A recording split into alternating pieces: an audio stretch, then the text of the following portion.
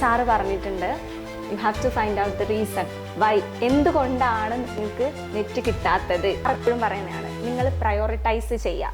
നെറ്റാണ് നിങ്ങളുടെ ലക്ഷ്യമാണെങ്കിൽ നിങ്ങളുടെ first priority നെറ്റിനായിരിക്കണം എന്ന്. നൈഫറിലെ പോഡ്കാസ്റ്റില്ലേ, അതാണ് പിന്നെ കൂടുതൽ ഹെൽപ്പ് ചെയ്തത്. സാറ് JRF ക്ലബ്ബിൽ പറഞ്ഞ സെയിം ക്വസ്റ്റ്യൻ ഞങ്ങൾക്ക് എക്സാമിന് വന്നിട്ടുണ്ടായിരുന്നു. ഹലോ, ഇന്ന് നമ്മളുടെ കൂടെ കൊമേഴ്സിലെ നെറ്റ് നേടിയിട്ടുള്ള സൂര്യയാണുള്ളത്. നമുക്ക് സൂര്യയുടെ അടുത്ത് തന്നെ ചോദിക്കാം, ഏത് ടൈമിലാണ് സൂര്യ നെറ്റ് ക്ലിയർ ചെയ്തിട്ടുള്ളത്, ആ ഒരു സമയത്ത് എന്താ ചെയ്തുകൊണ്ടിരുന്നത്, അതേപോലെ ഫാമിലി കാര്യങ്ങളൊക്കെ ഒന്ന് പറയാം. എൻ്റെ പേര് സൂര്യ, ഞാൻ കണ്ണൂർ ജില്ലയിലെ പാനൂരാണ് എൻ്റെ സ്വദേശം.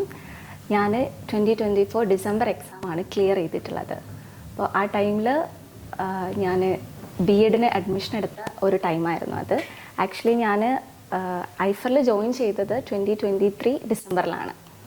അപ്പോൾ ജോയിൻ ചെയ്ത് വിത്തിൻ 1 മന്ത് എനിക്ക് സെറ്റ് എക്സാം ക്ലിയർ ചെയ്യാൻ പറ്റി. അപ്പം അതിനും എന്നെ ഹെൽപ്പ് ചെയ്തത് ഐഫറാണ്. So a big thanks to Aifer. ഐഫറിലെ എല്ലാ ഫാക്കൽറ്റീസും തന്നെ വളരെ നല്ല ക്ലാസ്സാണ്. എനിക്കതിൽ ഏറ്റവും ഇഷ്ടം അനീസ് സാറിൻ്റെ ക്ലാസ്സാണ്. ഞാൻ JRF ക്ലബ്ബ് ഡെയിലി ബേസിസിൽ JRF ക്ലബ്ബ് അറ്റൻഡ് ചെയ്യായിരുന്നു. അപ്പം അത് കൂടുതൽ എഫക്റ്റീവ് ആയിരുന്നു. പിന്നെ കൊമേഴ്സിൻ്റെ ആണെങ്കിൽ അർജുൻ സാറിൻ്റെ ക്ലാസ്, പിന്നെ അതേപോലെ സ്റ്റാറ്റിസ്റ്റിക്സിൻ്റെ സാറിൻ്റെ ക്ലാസ്.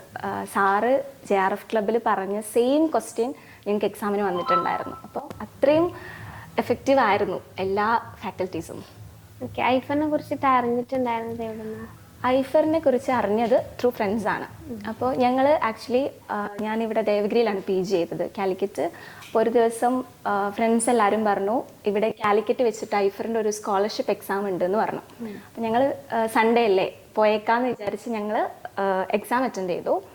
അപ്പം എക്സാം അറ്റൻഡ് ചെയ്തപ്പോൾ പിന്നെ 2 ദിവസം കഴിഞ്ഞപ്പോൾ അവർ വിളിച്ചു, സ്കോളർഷിപ്പ് കിട്ടിയിട്ടുണ്ട്, 60% ഡിസ്കൗണ്ട് ഉണ്ട് എന്ന് പറഞ്ഞു. അപ്പോൾ അതിന് മുന്നേ ഞാൻ ഐഫറിൽ വിളിച്ചിട്ടുണ്ടായിരുന്നു. അപ്പം ആ ഒരു പ്രൈസ് എന്ന് പറയുന്നത് എന്നെ സംബന്ധിച്ചിടത്തോളം ഒരു വലിയ എമൗണ്ട് ആയിരുന്നു. അപ്പോൾ സ്കോളർഷിപ്പ് കിട്ടിയല്ലോ, ഇനി എന്തായാലും ഐഫറിൽ ജോയിൻ ചെയ്യാമെന്ന് പറഞ്ഞാൽ അപ്പോൾ ഭയങ്കര ഹാപ്പിയായി. അങ്ങനെ എൻ്റെ പാർട്ട്ണറാണ് എനിക്ക് പൈസ തന്നത്. അങ്ങനെയാണ് ഐഫറിൽ ജോയിൻ ചെയ്യുന്നത്. ഓക്കെ, അപ്പം ആ ഒരു എമൗണ്ട് ഇനിയിപ്പം ഡിസ്കൗണ്ട് അല്ല, ആദ്യം പറഞ്ഞ ആ ഒരു എമൗണ്ടിൽ നിന്ന് ജോയിൻ ചെയ്യുകയാണെങ്കിലും ഇവിടെ വന്നാൽ അത് വർത്താണെന്ന് ഫീൽ ചെയ്തിട്ടുണ്ട്. വർത്താണെന്ന് എനിക്ക് ശരിക്കും പറഞ്ഞാൽ വളരെ കുറഞ്ഞ പൈസയിലാണ് ഞാൻ ഐഫറിൽ ജോയിൻ ചെയ്തത്. 60% ഓഫർ കിട്ടി, ബാക്കി 40% മാത്രമേ ഞാൻ പേ ചെയ്തിട്ടുള്ളൂ. അപ്പം അതിന് വേർത്താണ്. അപ്പോൾ ഫുൾ എമൗണ്ട് ഇപ്പം നമ്മൾ 100% കൊടുക്കുകയാണെങ്കിലും 100% കൊടുക്കുകയാണെങ്കിലും വേർത്താണ്. എനിക്ക് ഏറ്റവും വേർത്താണ്, കാരണം ഞാൻ ചെറിയ പൈസയല്ലേ ഞാൻ കൊടുത്തിട്ടുള്ളൂ. അങ്ങനെ. പിന്നെ ഇയാളുടെ പ്രിപ്പറേഷൻ്റെ സമയത്ത് മാരീഡ് ആയിരുന്നു? അല്ല, മാരീഡ് അല്ല, ഞങ്ങളുടെ കല്യാണം ഓൾറെഡി ഉറപ്പിച്ചതാണ്. BEd ചെയ്തുകൊണ്ടിരിക്കുമ്പോഴാണ് പ്രിപ്പയർ ചെയ്യുന്നത്? ഞാൻ ഡിസംബറിൽ ഞാൻ ജോയിൻ ചെയ്തു. അപ്പോൾ ആദ്യത്തെ ഒരു 1 മന്ത് കുറച്ചൊക്കെ പ്രിപ്പയർ ചെയ്തു. പിന്നെ സെറ്റ് എക്സാം എഴുതി സെറ്റ് ക്ലിയർ ചെയ്തു. ഫസ്റ്റ് അറ്റംപ്റ്റിൽ സെറ്റ് ക്ലിയർ ചെയ്തു. പിന്നെ PGയുടെ പ്രോജക്റ്റ് എക്സാം ഒക്കെ വന്നപ്പോൾ ഫോക്കസ് മാറി. പിന്നെ ആ എക്സാമിനെയാണ് കൂടുതൽ കോൺസെൻട്രേറ്റ് ചെയ്തത്. അപ്പോൾ പിന്നെ അത്ര നല്ല രീതിയിൽ പ്രിപ്പയർ ചെയ്യാൻ പറ്റിയില്ല. പിന്നെ എൻ്റെ PGയിലുള്ള ഒരു ഫ്രണ്ട് ഉണ്ട്, ഗ്ലോറി എന്നാണ് അവളുടെ പേര്. അപ്പോൾ ഗ്ലോറി പറഞ്ഞു ഏപ്രിൽ മെയ് വെക്കേഷനാണ്, അപ്പോൾ നമുക്ക് പഠിക്കാമെന്ന് പറഞ്ഞ് അവളാണ് എന്നെ മോട്ടിവേറ്റ് ചെയ്തത്. അങ്ങനെ ഞങ്ങൾ 2 പേരും പഠിക്കാൻ തുടങ്ങി. അങ്ങനെ പിന്നെ നോക്കുമ്പോൾ ഒരു 40 ഡേയ്സേ ഉള്ളൂ എക്സാമിന്, ജൂൺ എക്സാമിന്. അപ്പം ഞങ്ങൾ ഷെയർ ചെയ്ത് പരസ്പരം, ഇപ്പം ഞാൻ പഠിക്കുന്നത് അവൾക്ക് പറഞ്ഞു കൊടുക്കും, അവൾ എനിക്ക് പറഞ്ഞു തരും. അങ്ങനെ ഇപ്പം രാവിലെ ആണെങ്കിൽ എന്നെ വിളിക്കും, 5 AM JRF ക്ലബ്ബാണ്, നീ ജോയിൻ ചെയ്യുന്നില്ലേ? അങ്ങനെ ഞങ്ങൾ എല്ലാ കാര്യങ്ങളും പരസ്പരം ഷെയർ ചെയ്തിട്ടാണ് ഞങ്ങൾ പഠിക്കാൻ തുടങ്ങിയത്. അങ്ങനെ ജൂൺ എക്സാം അറ്റൻഡ് ചെയ്തു. ആ സമയത്താണ് OMR വന്നത് നെറ്റിൽ. അപ്പോൾ എക്സാം വളരെ ഈസി ആയിരുന്നു. ഞങ്ങൾ 2 പേരും ഭയങ്കര കോൺഫിഡൻ്റ് ആയിട്ടാണ് എന്തായാലും ഈ പ്രാവശ്യം നെറ്റ് കിട്ടും എന്നുള്ള ഒരു കോൺഫിഡൻസ് 2 പേർക്കും ഉണ്ടായിരുന്നു. കാരണം ഞങ്ങൾ അത്രയും എല്ലാ കാര്യങ്ങളും പറഞ്ഞ് ഡൗട്ട്സ് ക്ലിയർ ചെയ്ത് അങ്ങനെ ഞങ്ങൾ പഠിച്ചത്. പക്ഷേ അൺഫോർച്ചുനേറ്റ്ലി ആ എക്സാം ക്യാൻസൽ ചെയ്തു. അപ്പോൾ ഭയങ്കര വിഷമമായി. ആദ്യമായിട്ടാണ് പഠിച്ചിട്ട് എക്സാം എഴുതുന്നത്. അതിന് മുന്നേ അത്ര പ്രിപ്പറേഷൻ ഇല്ലായിരുന്നു. ഐഫറിൽ ജോയിൻ ചെയ്ത് പഠിച്ച് കുറച്ച് എഫേർട്ടൊക്കെ എടുത്ത് എക്സാം എഴുതി ആ എക്സാം ക്യാൻസൽ ചെയ്തു. അപ്പോൾ ഭയങ്കര വിഷമമായി. പിന്നെ റീ എക്സാമിൻ്റെ ടൈമിൽ ഞാൻ ഓൾറെഡി BEdന് ജോയിൻ ചെയ്തു. അപ്പം മുന്നേ പഠിച്ച ആ ഒരു ഫോക്കസിൽ പിന്നെ പഠിക്കാൻ പറ്റിയില്ല. BEdൻ്റെ ക്ലാസ് തുടങ്ങി, അവിടുത്തെ കാര്യങ്ങളായിട്ടൊക്കെ ബിസിയായി. അപ്പോൾ പിന്നെ റീ എക്സാം എഴുതിയപ്പോഴും ചെറിയ മാർക്കിന് നെറ്റ് പോയി. അപ്പോൾ ഭയങ്കര വിഷമമായി. ചെറിയ മാർക്ക് എന്ന് പറയുമ്പോൾ ഒരു 3 ക്വസ്റ്റ്യൻ കൂടി കറക്റ്റ് ആയിരുന്നെങ്കിൽ നെറ്റ് കിട്ടുമായിരുന്നു. അപ്പോൾ കംപ്ലീറ്റ്ലി മോട്ടിവേഷനൊക്കെ പോയി. ഇനി എനിക്ക് കിട്ടുമോ എന്നൊക്കെ ഭയങ്കര ഡൗട്ടായിരുന്നു. അങ്ങനെ അനീസാറ് എപ്പോഴും നെറ്റിൻ്റെ റിസൾട്ട് വന്നു കഴിഞ്ഞാൽ സാറ് ഫസ്റ്റ് വിളിക്കുന്നത് ഫെയിലിയേഴ്സിൻ്റെ മീറ്റിംഗ് അല്ലേ സാറ് ഫസ്റ്റ് വിളിക്കാം. അപ്പോൾ അന്ന് സാറ് പറഞ്ഞിട്ടുണ്ട്, you have to find out the reason why, എന്തുകൊണ്ടാണ് നിങ്ങൾക്ക് നെറ്റ് കിട്ടാത്തത്, അതിൻ്റെ റീസൺ നിങ്ങൾ കണ്ടുപിടിക്കണം എന്ന് സാർ എപ്പോഴും പറയായിരുന്നു. അപ്പോൾ ഞാനിങ്ങനെ ആലോചിച്ചു, എന്തുകൊണ്ടാണ് എനിക്ക് കിട്ടാത്തത്, ചെറിയ മാർക്കിന് ആണ് നെറ്റ് പോകുന്നത്. അപ്പം ഇങ്ങനെ ആലോചിച്ച് അത് കണ്ടുപിടിച്ചു, എന്തുകൊണ്ടാണ് എനിക്ക് കിട്ടാത്തത്. അതിൻ്റെ ആൻസർ എനിക്ക് കിട്ടി. അത് സാർ എപ്പോഴും പറയുന്നതാണ്, നിങ്ങൾ പ്രയോറിറ്റൈസ് ചെയ്യുക, നെറ്റാണ് നിങ്ങളുടെ ലക്ഷ്യമാണെങ്കിൽ നിങ്ങളെ ഫസ്റ്റ് പ്രയോറിറ്റി നെറ്റിനായിരിക്കണം എന്ന്. അപ്പോൾ പിന്നെ ഞാൻ എൻ്റെ ഫസ്റ്റ് പ്രയോറിറ്റി ലിസ്റ്റിൽ ഞാൻ ഫസ്റ്റ് നെറ്റ് വെച്ചു. അതിന് ശേഷമാണ് എനിക്ക് നെറ്റ് ക്വാളിഫൈ ചെയ്യാൻ സാധിച്ചത്.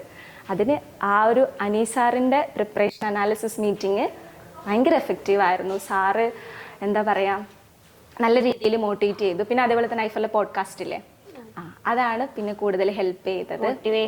മോട്ടിവേഷൻ കാരണം 3ാമത്തെ അറ്റംപ്റ്റിലാണ് ഞാൻ ക്രാക്ക് ചെയ്യുന്നത്. അപ്പോൾ എഴുതി ചെറിയ മാർക്കിന് പോവുക ഭയങ്കര വിഷമമാണ്. ആദ്യമായിട്ട് പ്രിപ്പയറും ചെയ്തു, പക്ഷെ കിട്ടിയില്ല. പിന്നെ അനീസാറ് പറഞ്ഞിട്ടുണ്ട് നമ്മളോട്, നിങ്ങൾ ത്രൂ ഐഫർ ഒരു ഫ്രണ്ടിനെ കണ്ടുപിടിക്കാൻ. അങ്ങനെ എനിക്കൊരു ഫ്രണ്ടിനെ കിട്ടിയിട്ടുണ്ട് ത്രൂ ഐഫർ. ഞാൻ അവളെ നേരിട്ട് കണ്ടിട്ടില്ല, നേരിട്ട് സംസാരിച്ചിട്ടില്ല, പക്ഷെ ഇപ്പോൾ എൻ്റെ ബെസ്റ്റ് ഫ്രണ്ടാണ്. അവളിവിടെ കാലിക്കറ്റ് ആണ് അവളുടെ വീട്. അങ്ങനെ പിന്നെ എൻ്റെ പ്രിപ്പറേഷനിൽ അവളായിരുന്നു കൂട്ട്. അപ്പം ഞാൻ BEdന് ജോയിൻ ചെയ്തു. അപ്പോൾ 10 to 4 ക്ലാസ് ആണ്. ആ സമയത്തൊന്നും പഠിക്കാൻ പറ്റില്ല. അപ്പോൾ അവൾ എന്നെ ഡെയിലി എന്നെ വിളിക്കും, നീ പഠിച്ചോ, അല്ലെങ്കിൽ ഇന്ന് ക്ലാസ് കേട്ടോ, ഇന്ന് ലൈവ് ക്ലാസ് ഉണ്ട്, നീ ജോയിൻ ചെയ്യും. അങ്ങനെ അവൾ കൂടുതൽ മോട്ടിവേറ്റ് ചെയ്തു എന്നെ. അങ്ങനെ പിന്നെ ക്ലാസ്സൊക്കെ അറ്റൻഡ് ചെയ്തു. ഇപ്പം ഞാൻ ഡൗൺ ആവുമ്പം അവൾ എന്നെ മോട്ടിവേറ്റ് ചെയ്യും, അവൾ ഡൗൺ ആവുമ്പോൾ ഞാൻ അവളെ മോട്ടിവേറ്റ് ചെയ്യും. അങ്ങനെ ഗ്ലോറിനെ പോലെ തന്നെ എനിക്ക് ഐഫർ സമ്മാനിച്ച ഒരു ഫ്രണ്ടാണ് അവള്. അവൾ ആക്ച്വലി ഇന്ന് വരാനിരുന്നതാ, അൺഫോർച്ചുനേറ്റ്ലി വരാൻ പറ്റില്ല. ആൾക്ക് ചെറിയ മാർക്കിനാണ് പോയത്, ഈ പ്രാവശ്യം കിട്ടിയില്ല. പക്ഷെ ഡിസംബറിൽ അവളെ കൂടെ ഞാനും ഉണ്ട്. എന്തായാലും എനിക്ക് അറിയുന്ന കാര്യങ്ങളൊക്കെ ഞാൻ പറഞ്ഞു കൊടുക്കും, അതേപോലെ അവൾ എന്നെ സപ്പോർട്ട് ചെയ്യും. അങ്ങനെ അപ്പൊ ഇനി എഴുതാൻ പോകുന്ന കുട്ടികളുടെ അടുത്ത് എന്താണ് ശരിക്കും പറയാനുള്ളത്? ഇനി എഴുതാൻ പോകുന്ന കുട്ടികളുടെ അടുത്ത് പറയാനുള്ളത്, കൺസിസ്റ്റൻ്റ് ആയിട്ട് പഠിക്കാം. അനീസാർ എപ്പോഴും പറയാറുണ്ട്, കൺസിസ്റ്റൻസി എന്ന് പറയുന്നത് നെറ്റ് എക്സാമിന് വളരെ ഇമ്പോർട്ടൻ്റ് ആയിട്ടുള്ള ഒരു കാര്യമാണ്. അപ്പോൾ ഞാൻ പ്രിപ്പയർ ചെയ്യുന്ന സമയത്ത് എനിക്കിപ്പോൾ റിഗ്രറ്റ് ആയിരിക്കും, ഇന്ന് ഞാനൊന്നും പഠിച്ചില്ലല്ലോ. അപ്പോൾ ആ സമയത്ത് നമ്മൾ ഐഫറിൻ്റെ ആപ്പിൽ ജസ്റ്റ് ഒരു ഡെയിലി ടെസ്റ്റ് ചെയ്യുക, അല്ലെങ്കിൽ ഒരു PYQ ചെയ്യുക. അപ്പോൾ നമുക്ക് എന്തെങ്കിലുമൊക്കെ നമുക്ക് നോളജ് നമുക്ക് ആ സമയത്ത് കിട്ടിയിട്ടുണ്ടാവും. അപ്പോൾ കൺസിസ്റ്റൻ്റ് ആയിട്ട് നമ്മളിപ്പോൾ പഠിക്കുന്നതിപ്പോൾ ഒരുപാട് മണിക്കൂറൊന്നും പഠിക്കണമെന്നില്ല. പഠിക്കുന്നതിപ്പോൾ 1 മണിക്കൂർ അല്ലെങ്കിൽ ഒരു 2 മണിക്കൂർ, ആ സമയം കൺസിസ്റ്റൻ്റ് ആയിട്ട് ഫുൾ എഫേർട്ട് എടുത്തിട്ട് പഠിക്കുകയാണെങ്കിൽ നമുക്ക് എന്തായാലും ക്രാക്ക് ചെയ്യാൻ പറ്റും.